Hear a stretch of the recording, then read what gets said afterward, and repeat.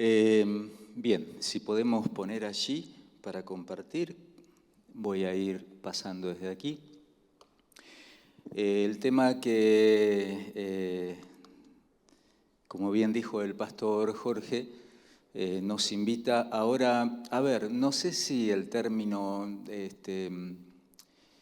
es estudiar, no creo, el tiempo es muy breve, pero sí seguramente reflexionar. Quiero plantear de pronto información bastante conocida para nosotros, pero que necesitamos pasar rapidito por allí, con quizá algunos datos nuevos, en general quizá nuevos para los que estamos aquí, pero tampoco nos vamos a quedar allí. Sin embargo, tenemos que mencionarlos para llegar a una síntesis final que quisiera proponerles. Entonces, supongo que estarán reiniciando la pantalla, ¿no es cierto? Cuando tengamos la pantalla, voy a comenzar a contarles brevemente, ahí está, cómo suelo plantear este tema cuando lo comparto con jóvenes. Desde hace poco lo estoy haciendo, cómo suelo hacerlo. Intencionalmente quiero arrancar desde ese lugar, ¿sí? ¿Puedo ir desde acá? Bien. Cuando charlo, cuando desarrollo esta temática con los jóvenes, la consigna, la propuesta es la siguiente: Jesús y la identidad de género. Me pareció, después de pensar un poquito, revisar el tema, que era un buen punto para partir de allí. Y quiero también invitarlos a reflexionar desde ese lugar, Jesús y la identidad de género. Entonces les suelo allí plantear a los jóvenes que para desarrollar este tema tendríamos como dos caminos, el corto y el largo. Si fuéramos por el corto, la respuesta corta es Juan 5:39. Queremos saber qué nos dice Jesús, qué nos diría Jesús, la posición de Jesús ante la cuestión de la ideología. Noten que yo estoy usando aquí el término identidad, hay diferencia, pero ante la cuestión de la ideología de género y la identidad de género, ¿qué nos diría Jesús? Juan 5:39, ¿no? Un texto fundamental que lo tenemos en el corazón porque Jesús lo dijo contundentemente. ¿Quieren saber mi opinión? Estudien la palabra, escudriñen la palabra. Aprovecho allí a señalar con los jóvenes, pero intencionalmente una vez más lo estoy trayendo aquí, queridos pastores y líderes de la Iglesia del Señor, aprovecho con ellos a refrescar, a reafirmar que cuidado, hoy más que nunca, con el cristianismo sin Biblia, porque sin más vueltas es un cristianismo sin Cristo. Queremos saber la opinión de Jesús acerca de,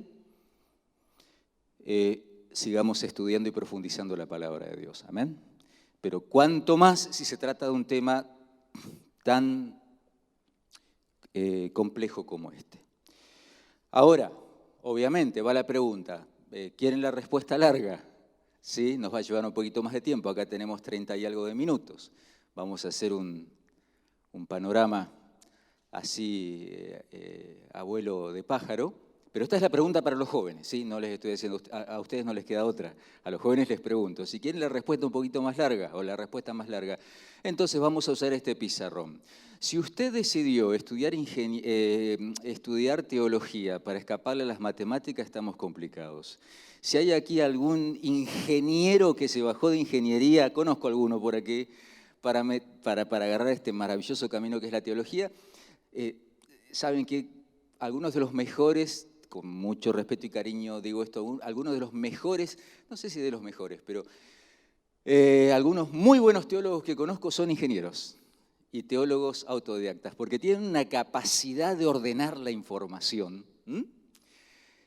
Así que vamos a tener que trabajar sobre este pizarrón, porque es un tema complejo. complejo, obviamente, ¿sí? Para poder avanzar con la respuesta un poco más larga.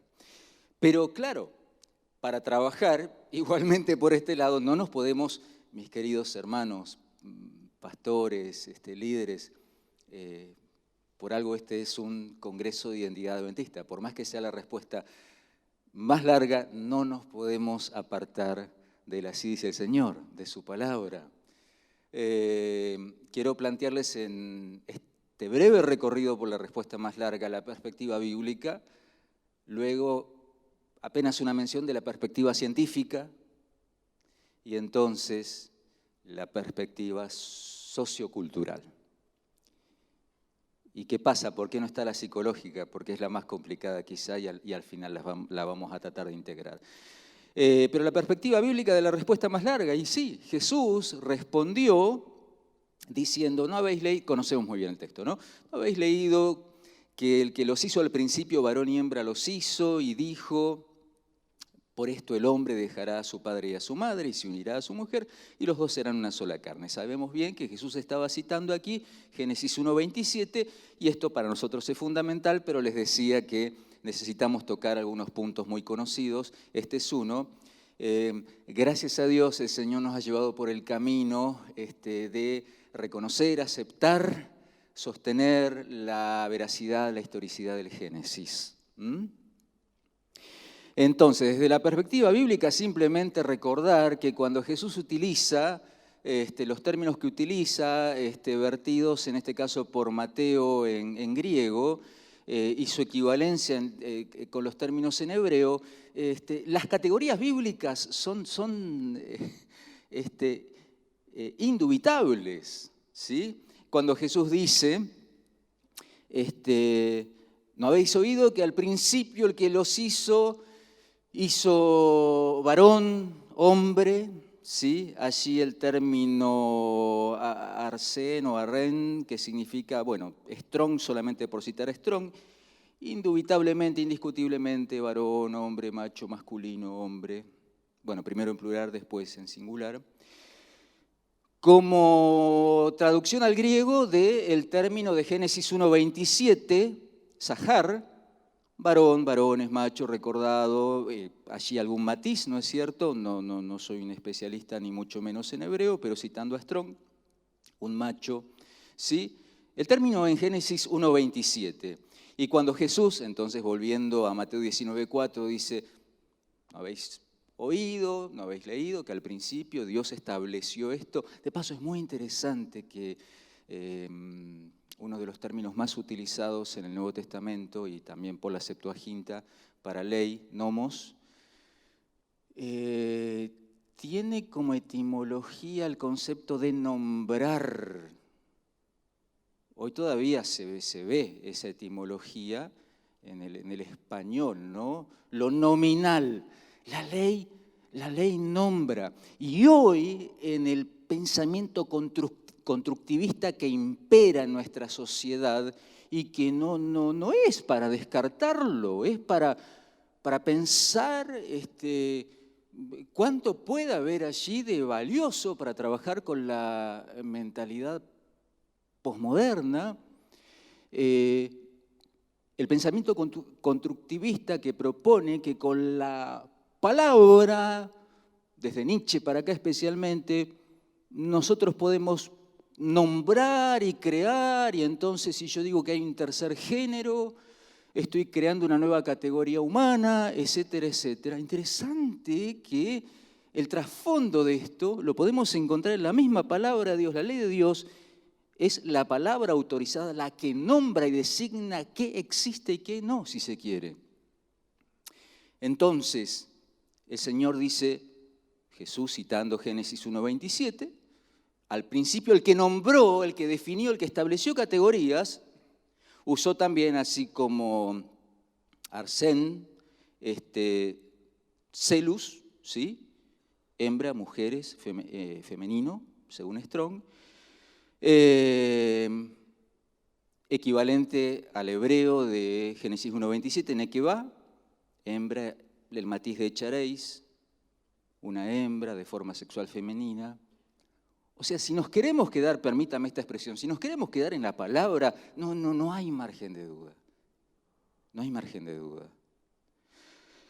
Claro, mirando rapidito la perspectiva científica, tampoco, aunque acá obviamente entramos en un campo de mayor discusión, porque alguien, respetando totalmente su opinión, podría decir, pero no estás hablando de perspectiva científica, estás hablando de perspectiva biológica.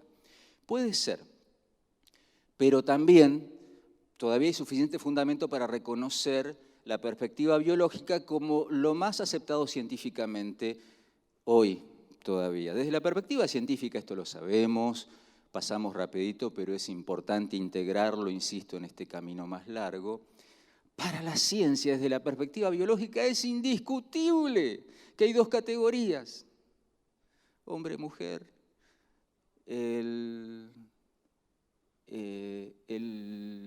Este par de cromosomas 23, o XX o XY, como lo aprendimos en el colegio, ¿no? XX, niña, XY, varón. Interesante, y luego voy a comentar un artículo que me sorprendió de arqueología. Interesante que siglos después, si un resto óseo todavía se puede limpiar y obtener allí una muestra de ADN, sabemos con solo un hueso si esa persona era varón o mujer, biológicamente hablando. Pero bueno, son categorías indiscutibles. Desde la perspectiva científica también tenemos que hablar que el sexo fenotípico, recién hablábamos del cromosómico, el fenotípico, que es ya un poco más externo, por así decirlo, el que se puede observar externamente, pero también es indiscutible, usted ve a lo lejos la fisonomía de una persona y en general, en condiciones más o menos normales de salud, usted sabe que es mujer o varón. Y acá viene toda una cuestión que ahora lo vamos a ver desde un artículo de un paper de psicología muy reconocido, de una revista española, todo el movimiento transicionismo, ¿sí? De las intervenciones. Primero hay toda una etapa de transición social, cuando una persona se siente del otro sexo, se empieza a trabajar con la transición social, después la transición, segunda etapa, hormonal, y finalmente la transición quirúrgica. Pero eso es de por vida, porque se seccionan, se hace directamente una ablación de órganos sanos para tratar de reformar, cambiar fisonomía, y la terapia hormonal es el resto de la vida, porque la naturaleza, lo nombrado al principio, lo ordenado por el Creador, trata de mantener su funcionamiento. Entonces con hormonas hay que frenar eso para tratar de más o menos mantener la nueva fisonomía, que tiene que ver con el sexo fenotípico, lo que también estudiamos en el colegio. De pronto, todas las diferencias están a la vista entre varón y mujer. Si salimos un momentito, o sea, pasamos muy rápido por esta mirada científica y vamos a, ahora sí, la perspectiva social-cultural.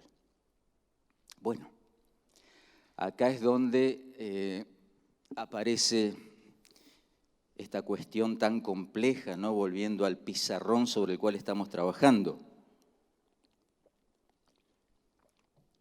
Porque, y claro, acá aparece el término género.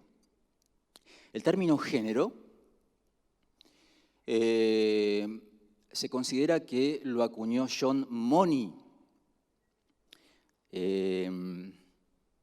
Este psicólogo y médico neozelandés, en realidad también dice por allí estadounidense, porque creo que era nacionalizado, en 1955 él habría acuñado el término género. ¿Y qué es lo importante de esto? Que él acuña este término que hoy ha colonizado el tema de la sexualidad, lo acuña a partir de esto. Si ustedes quieren buscar después este video, vale la pena, es corto.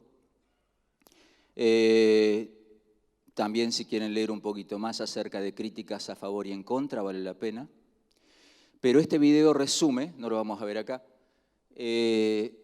su tremendo experimento, registrado en los libros de medicina de aquel entonces.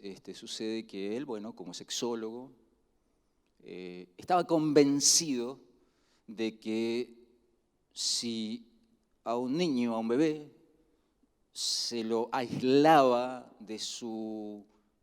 Hoy la medicina y la psicología sobre todo utiliza el término sexo asignado al nacer. No se pone simplemente varón, mujer, se pone, sí, en el informe médico, sexo asignado al nacer, varón, sexo asignado al nacer, mujer. Él estaba convencido que si se aislaba al bebé, al niño, de esa información y se lo criaba del otro sexo, iba a llegar a ser tranquilamente un individuo del otro sexo. Era una teoría muy fuerte hasta que tuvo triste y trágicamente la oportunidad de probarla. Y ahí viene este video. Sucede que un matrimonio de Canadá tenían 2 mellicitos, chiquitos bebés, y lamentablemente por una mala praxis médica, uno de los bebés, 2 varoncitos, uno de los bebés sufrió una ablación de sus órganos genitales. Entonces los padres desesperados no sabían qué hacer. Ese bebé iba a crecer, los 2 varoncitos, insisto, mellizos, gemelos, iban a crecer, ese bebé, uno de los 2 iba a crecer sin sus órganos genitales, con esa limitación, y se enteran que este doctor tenía esta tremenda teoría. No me acuerdo bien si él los buscó a ellos o ellos buscaron al doctor, y ahí comenzó la historia trágica. El doctor les propuso: podemos salvar la felicidad de su hijito que tuvo esta tragedia por mala praxis. Vamos a criarla como una niña. Y una trama terrible. No se tenía que enterar nunca ese varoncito de que originalmente había sido varoncito. Fue sometido a cirugías, tratamiento hormonal, se mantuvo el secreto hasta su adolescencia. Allí los padres ya no pudieron más. Terrible el sufrimiento de este chico. Finalmente se suicidó a los 38 años de edad, este muchachito, este hombre ya. Su hermano también, no se sabe si murió por sobredosis o se suicidó. Estos eran los hermanitos. 2 varoncitos, entonces a uno trataron de criarlo como niña. Y allí surge el concepto género. Y hoy la ideología de género dice, por ejemplo, voy a citar aquí, acá, si me permiten, estamos bien con el tiempo, quisiera leer un poquito, ¿sí? Para no irme yo en palabras, sino citar a gente que está investigando mucho sobre esto. Este autor... lo tengo por ahí, La Torre Ariño, un artículo bastante reciente sobre ideología de género. Él explica: la ideología de género plantea que no hay naturaleza sexuada hombre-mujer. Los humanos hemos estado equivocados por siglos y hay que cambiar los datos evidentes de la morfología, ¿sí? Sexo fenotípico que decíamos recién, lo que es más evidente, de la genética, sexo cromosómico. Hay que cambiar todo eso de la psicología. Ahora vamos a ir un poquito a eso. Y vamos a ser cada uno de nosotros quien decida si es hombre o mujer. La famosa autopercepción, cómo me percibo. Se ha diluido la diferencia entre sexos como algo atribuido de forma convencional, cultural por la sociedad, y cada uno puede inventarse a sí mismo. Ahora ya no somos hombres o mujeres, sino cuerpos hablantes. Otro concepto muy fuerte en ideología de género: deja que el cuerpo hable.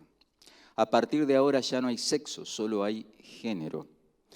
Este autor agrega, citando a Firestone. Firestone es una famosa filósofa, intelectual,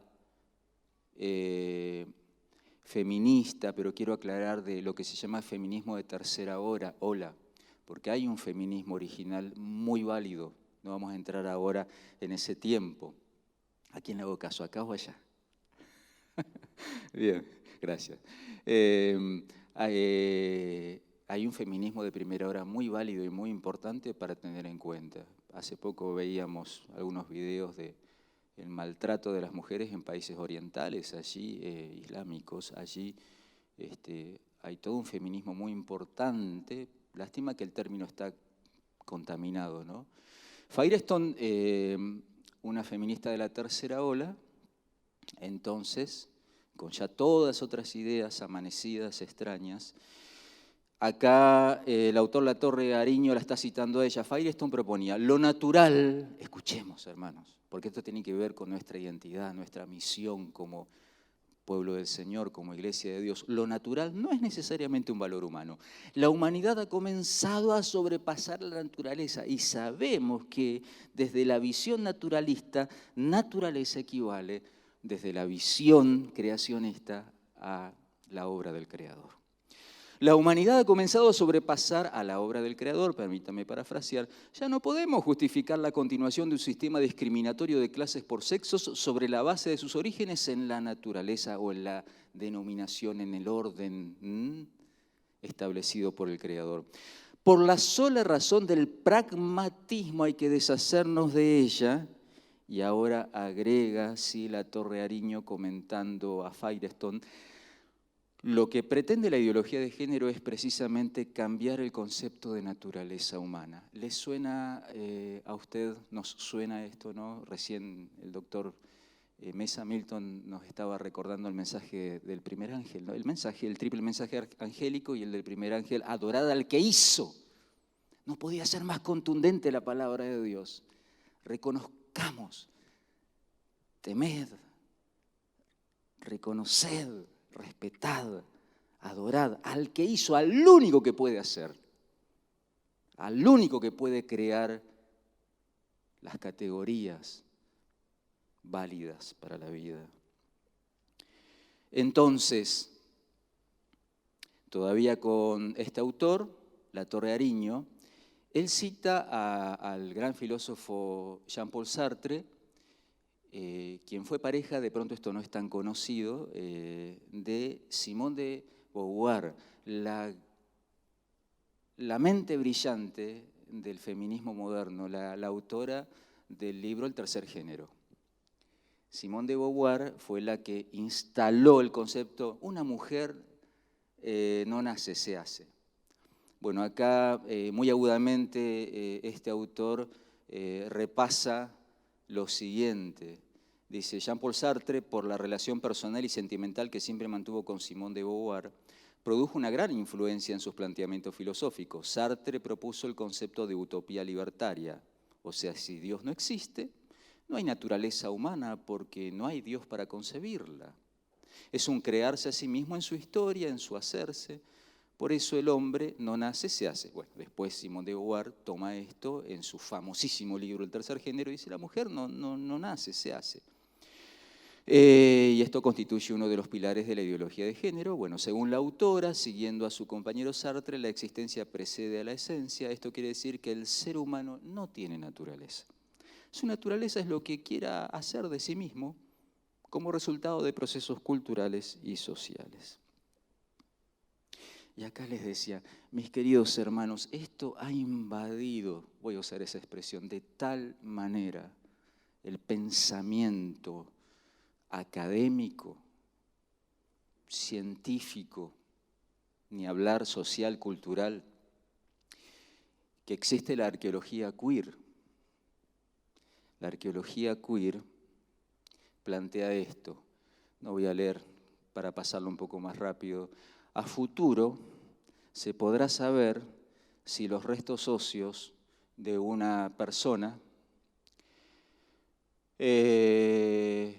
más que varón o mujer, su orientación sexual, porque la arqueología está comenzando a tener más en cuenta los elementos, dándole más valor a los elementos que acompañan allí, ¿no es cierto?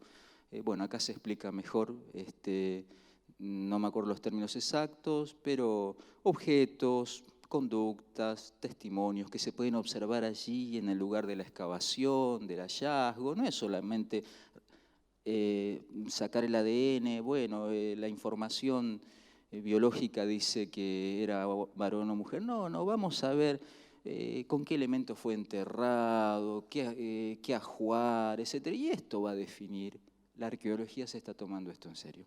Ahora, yo planteo esto no solo como un dato de color, porque volviendo a nuestro privilegio y nuestra responsabilidad, mis hermanos, la palabra de Dios.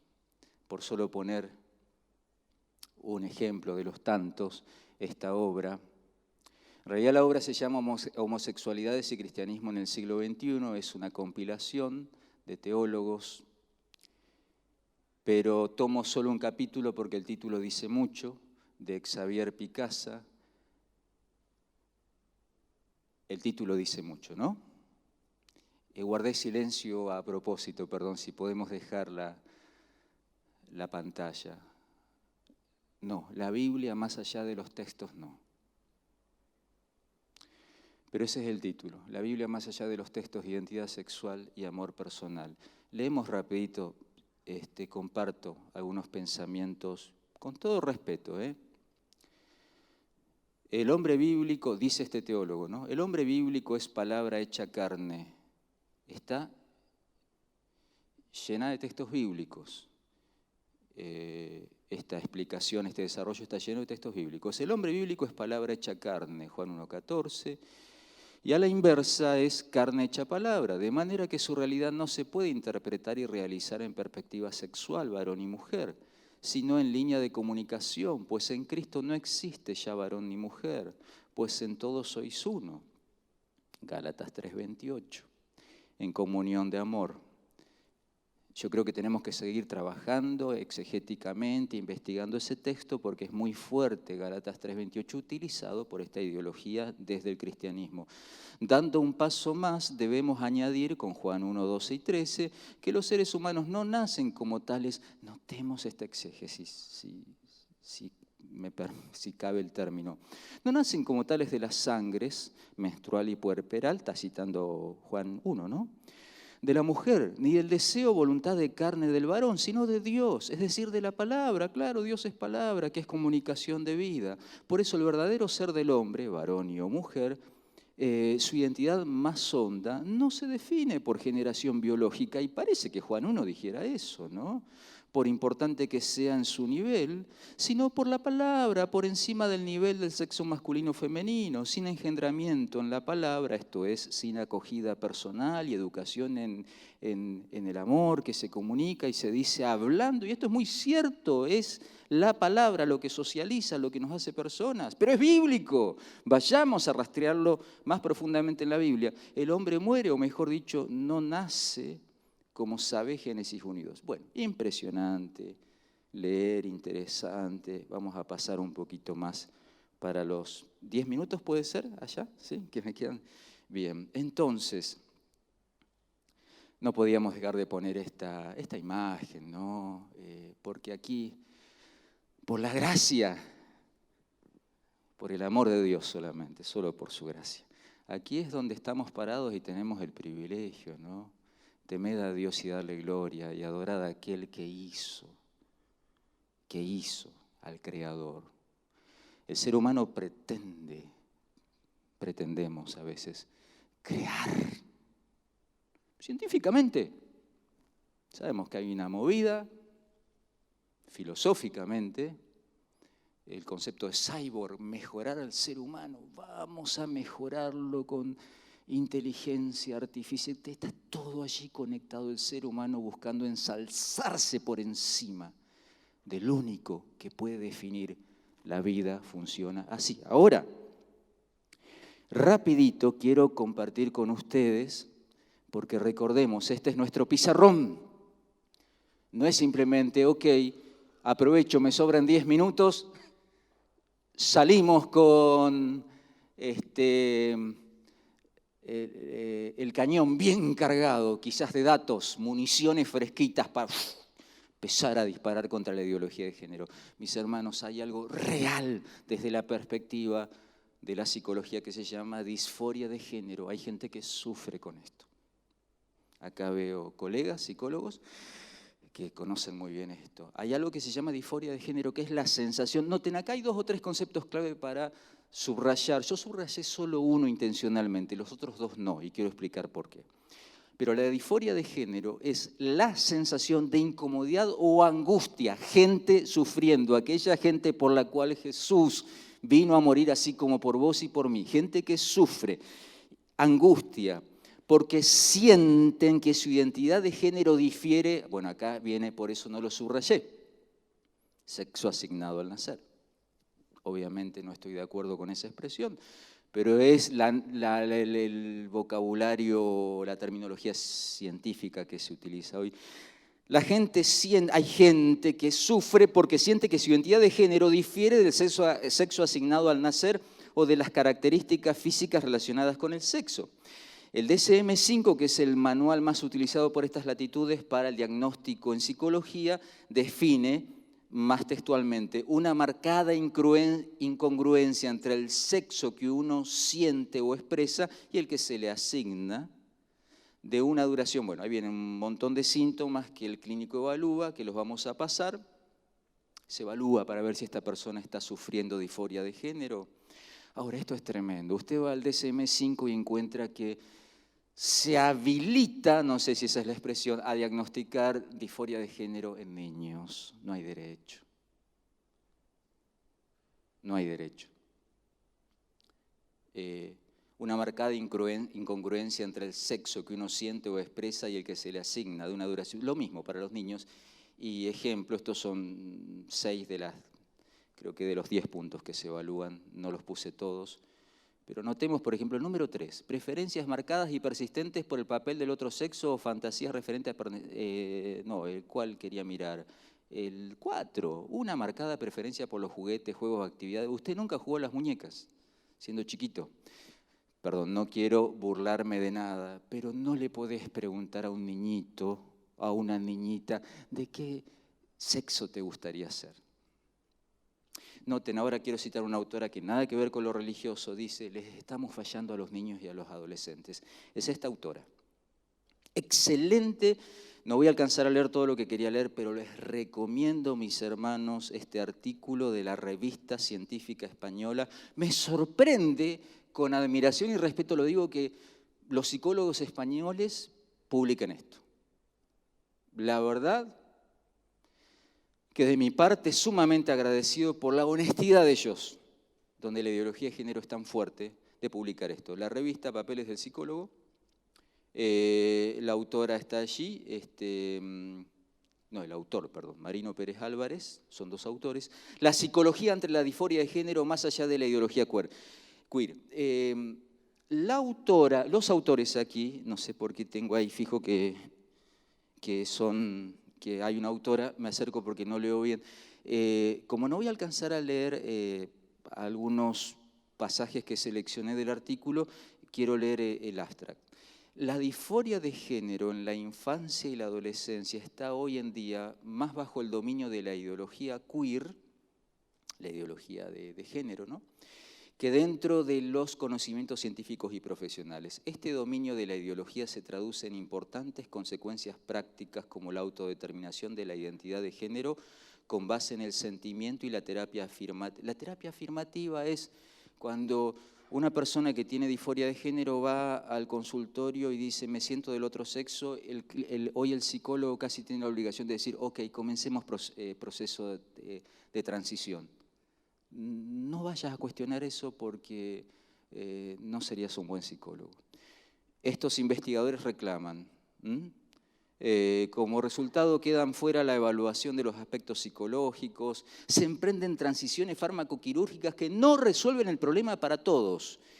Y creo que nos da el tiempo para mirar algo en este sentido. En particular surge el nuevo fenómeno de los arrepentimientos. Hay todo un movido de destransicionismo, especialmente en Inglaterra. En Reino Unido, gente arrepentida porque hizo toda la transición social, primero, después hormonal y después quirúrgica. Las profesiones sanitarias, incluida la psicología, así como la psiquiatría y la pediatría, debieran reclamar ante la disforia de género los mismos estándares científicos y profesionales que aplican en los demás problemas, empezando por la exploración, evaluación, análisis funcional, diagnóstico, prudencia.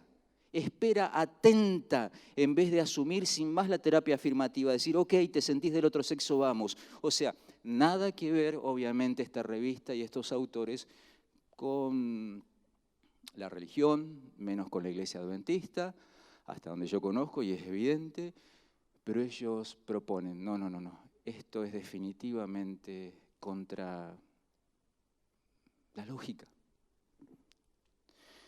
contra el pensamiento más científico, más serio. Bueno, y un montón de pasajes de esta revista que no alcanzamos a revisar ahora, pero noten el segundo párrafo aquí, lo que hoy les mencionaba. Reclaman estos investigadores. Las instituciones sanitarias, empezando por la pediatría, la psiquiatría, la psicología, así como las educativas, fallan a los niños y a los adolescentes y a sus padres y a la sociedad en general en la medida en que adoptan acríticamente la autodeterminación de la identidad de género y la terapia afirmativa como el único camino.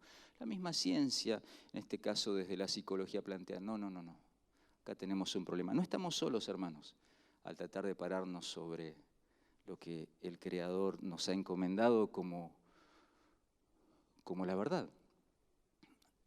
Bueno, se plantea en el artículo todos los problemas que trae transicionar rápidamente. Me llama mucho la atención, bueno, estudios donde se observa que finalmente no le ayuda a la gente. Allí está destacado al medio. Uno de los estudios más importantes observó el riesgo de mortalidad, comportamiento suicida y morbilidad psiquiátrica considerablemente mayores que la población general, aquellos que simplemente transicionan al otro sexo porque se sienten del otro sexo. En comparación con, esto es tremendo, con la población general, los pacientes que se sometieron a cirugía tuvieron una tasa de suicidio consumado 19 veces mayor. Este es un estudio retrospectivo mirando datos hacia 10 años atrás. Ni la transición social ni la médica redujeron la tasa de suicidio. No está funcionando. Pero hay una ideología muy fuerte detrás de toda esta movida. Bien. Preguntan estos autores, ¿y qué pasaría si no existiera la terapia afirmativa? Esto de sí, vamos, te sentís del otro sexo, vamos. La mayoría de los niños y adolescentes resolvería de forma natural la incongruencia de género, del orden del 60 al 90% según distintos estudios.